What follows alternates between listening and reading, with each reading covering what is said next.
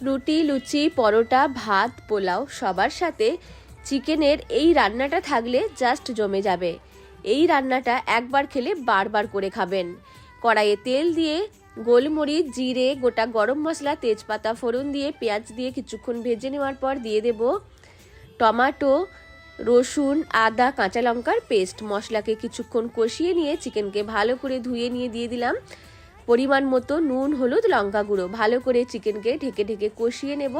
Chicken কিছুটা সেদ্ধ হয়ে গেলে এর মধ্যে দিয়ে দেব বেশ কিছুটা ধনেপাতা আর কাজুর পেস্ট। চিকেন ঢেকে ঢেকে কষিয়ে নেওয়ার ফলে অনেকটাই সেদ্ধ হয়ে গেছে। এইবার ঢাকনাটা খুলে দিয়ে দিলাম কাজু আর ধনিয়া পাতার পেস্ট। আরও কিছুক্ষণ ঢেকে কষিয়ে নেব।